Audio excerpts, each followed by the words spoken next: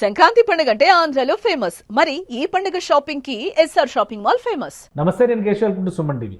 Andhra Pradesh CM Chandrababu Naidu భద్రత పైన మరొకసారి సందేహాలు ఏర్పడుతున్నాయా? అలానే భద్రతను మరింత పటిష్టం చేయాల్సినటువంటి సందర్భం కూడా వచ్చిందా? పదే పదే జనక్షేత్రంలోకి వెళ్తున్నటువంటి సీఎం భద్రత విషయంలో మార్పులు చేర్పుల పైన ఫోకస్ పెట్టారు. స్పెషల్ గ్రూప్ కమాండోల్ని ఇందులో ఇన్వాల్వ్ చేశారు.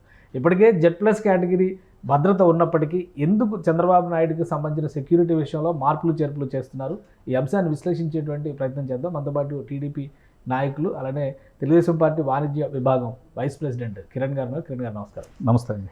సీఎం సెక్యూరిటీ విషయంలో అంటే ఆయన ముఖ్యమంత్రి అయిన తర్వాత పదే పదే చెబుతున్న మాట ఏంటంటే పరదాలు లేని ముఖ్యమంత్రి, ఎక్కడికైనా నేను జనంలోకి వచ్చేస్తానని చెప్పని అంటున్నారు. ఇప్పుడు సడన్గా సెక్యూరిటీలో మార్పులు చేర్పులు, ఆల్రెడీ Z+ కేటగిరీ ఉంది, అయినా కానీ మార్పులు చేర్పులు తప్పవు. అలానే ఆయన వెళ్ళేటువంటి రూట్ పర్యవేక్షణ కూడా డ్రోన్ సహకారంతో చేయాలి అనేటువంటి అన్న ఎందుకు ఇంత సీరియస్ డెసిషన్స్ తీసుకోవడానికి కారణం ఏంటి? ఏమన్నా? ముందుగా సుమన్ టీవీ ప్రేక్షకులకు అలాగే మీకు శుభోదయం అండి.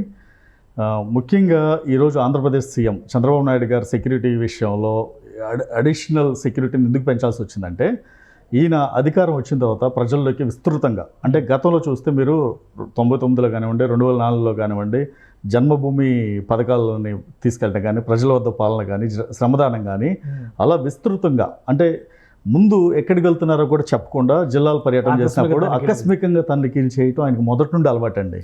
ఎందుకంటే ఆయన పని రాక్షసుడు.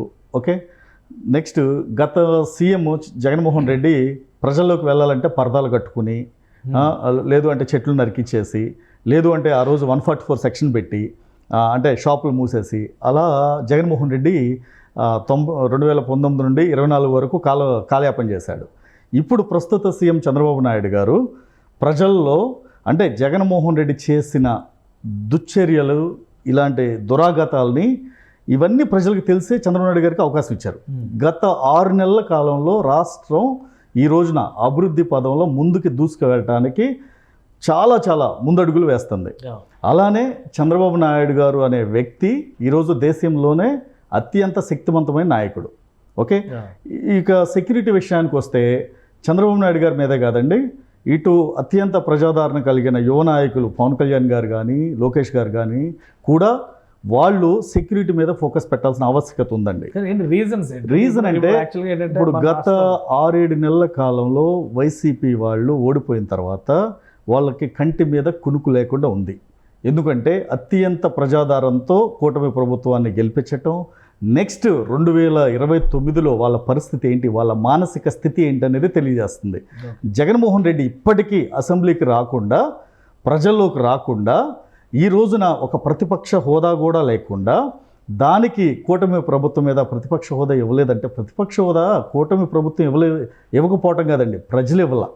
అక్కడ మినిమం బేసిక్స్ తెలియకుండా ఒక వ్యక్తి 5 సంవత్సరాలు సీఎంగా పనిచేస్తాడంటే అది రాష్ట్ర ప్రజల దురదృష్టం. కానీ ఒక విషయం, అంటే ఇప్పుడు సీఎం గారు బయటకు వెళ్ళేటువంటి క్రమంలో సెక్యూరిటీ లూప్ హోల్స్ ఏమైనా కనిపించినాయి అంటే గతంతో? డెఫినెట్గా సార్, ఎందుకంటే ఆంధ్రప్రదేశ్లో గతంలో నక్సల్స్ మూవ్మెంట్ లాంటివి కొద్దిగా ఎఫెక్ట్స్ ఉండే, ఇప్పుడు చాలా వరకు సద్దుమణిగిందని. నక్సల్స్ తగ్గిపోయారండి ఆంధ్రప్రదేశ్ కానీ, తెలంగాణ కానీ, కొన్ని చోట్ల ఛత్తీస్గఢ్, ఒరిస్సా అలాంటి చోట్ల ఉన్నారు.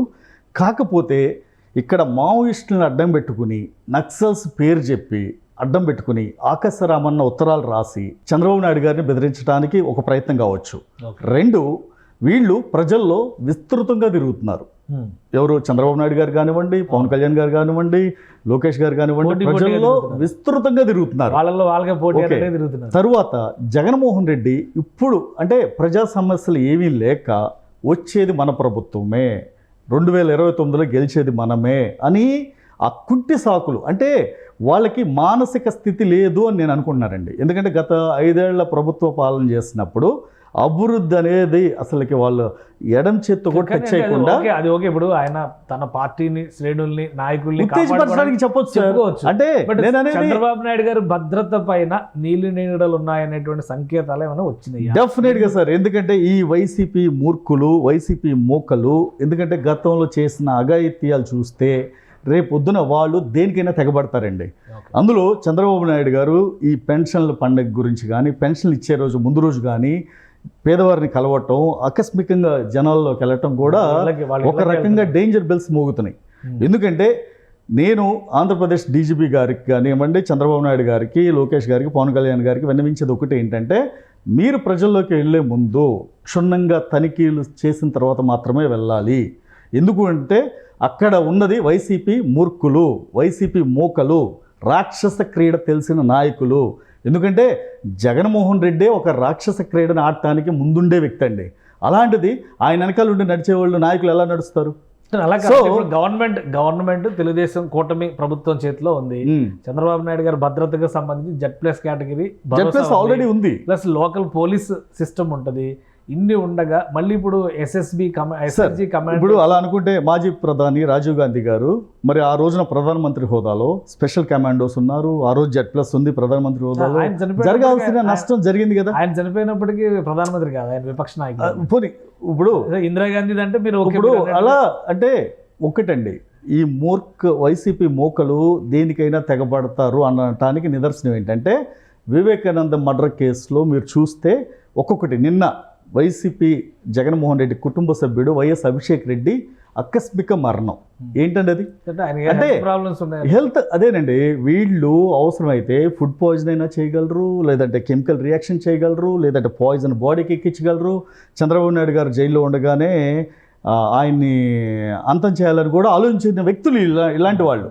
ఇప్పుడు గతంలో చంద్రబాబు నాయుడు గారు సమాచారం ఏమైనా ఉందా దీనికి సంబంధించి? ఎందుకు ప్రభుత్వం ఇప్పుడు ఎస్ఎస్జి కమాండోస్ ఇన్వాల్వ్ చేయడం వల్ల? డెఫినెట్ గా సార్, ఇంటెలిజెన్స్ ఇప్పుడు చంద్రబాబు నాయుడు గారు తీసుకునే నిర్ణయం లేదా సెక్యూరిటీ విషయంలో ఇంటెలిజెన్స్ సమాచారం ఉండబట్టే స్పెషల్ ఫోర్స్ ని ఈ రోజు రంగంలో దించారండి.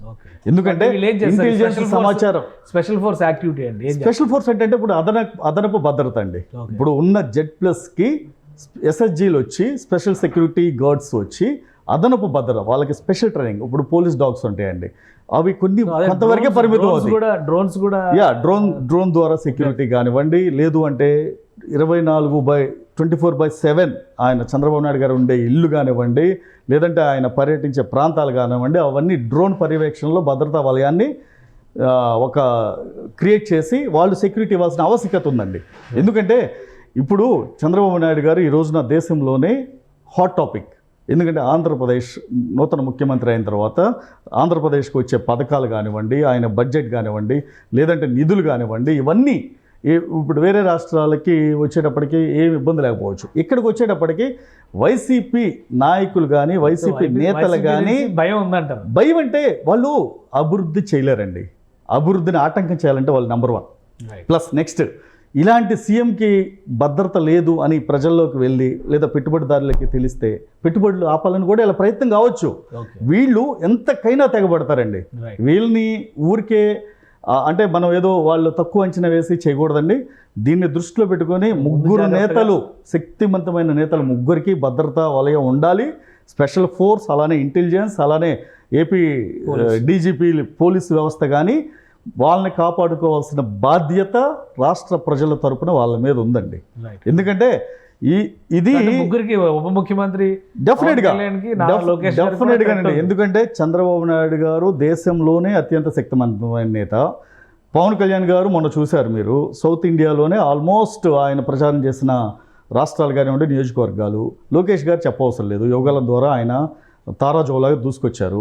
ఇప్పుడు వీళ్ళకి కంటి మీద కునుకుండదండి వీళ్ళకి. ఎందుకంటే వీళ్ళు ప్రజల్ని గెలవాలి అంటే ఇక్కడ టీడీపీ ప్రభుత్వం చేసే దానికన్నా గొప్పగా చేస్తే వాళ్ళు గెలుస్తారు. ప్రజలు ఒక్క అవకాశం ఇచ్చారు, అవకాశం ఇస్తే ఆ ఒక్క అవకాశం మాత్రమే ఇచ్చారు. నెక్స్ట్ మరోసారి అవకాశం ఇవ్వడానికి ప్రజలు సిద్ధంగా లేరు. ఆయన ఎన్ని ఆటంకాలు లేదా భయపెట్టి నక్సల్స్ అని, మావోయిస్టులని, రేపొద్దున ఇంటర్నేషనల్ డాన్స్ తీసుకొచ్చి, స్మగ్లర్స్ని తీసుకొచ్చి వాళ్ళు ఎన్ని చేసినా సరే ప్రజా మద్దతు ఉంది. గతంలో పవన్ కళ్యాణ్ గారి సెక్యూరిటీ విషయంలో కూడా ఇలాంటివి వచ్చినాయి, సుపారీలు జరిగినాయి అంతర్జాతీయ స్థాయిలో. ఇట్లాంటి అంటే ఉందా నిజంగా? అటువంటి చేస్తారండి వీళ్ళు, దేనికైనా తెగిస్తారు. ఇప్పుడు ఇక్కడ సంపాదించిన అక్రమార్జనని వేరే దేశాల్లో పెడుతున్నారు. డబ్బు ఉంటే ఏముందండి, డబ్బుతో ఏదైనా చేయొచ్చు. డబ్బుతో ఏదైనా చేయొచ్చు అనడానికి ఉదాహరణ జగన్మోహన్ రెడ్డి, వైసీపీ నాయకులు. ఎందుకంటే ఎవరికైనా సరే ఆ బ్యాక్ ఎండ్ డబ్బు కావాలి. ఆ డబ్బు అక్రమంగా గత 5 ఏళ్లలో విపరీతంగా సంపాదించారు. 8 లక్షల నుండి 10 లక్షల కోట్ల వరకు సంపాదించారు.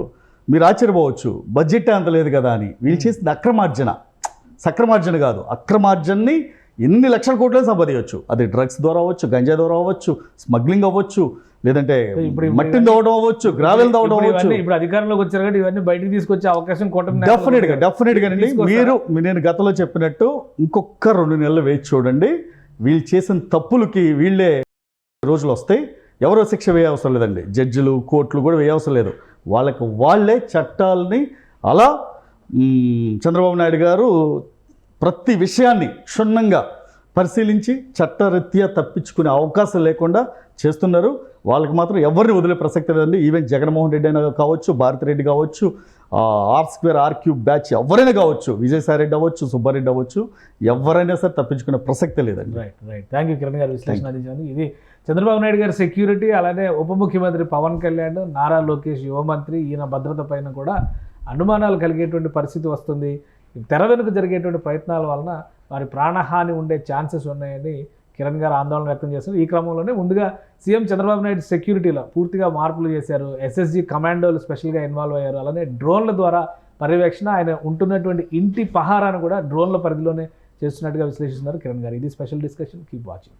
సుమన్ టీవీలో మీ పర్సనల్ అండ్ బిజినెస్ ప్రమోషన్స్ కోసం కింది నెంబర్కి కాంటాక్ట్ చేయండి.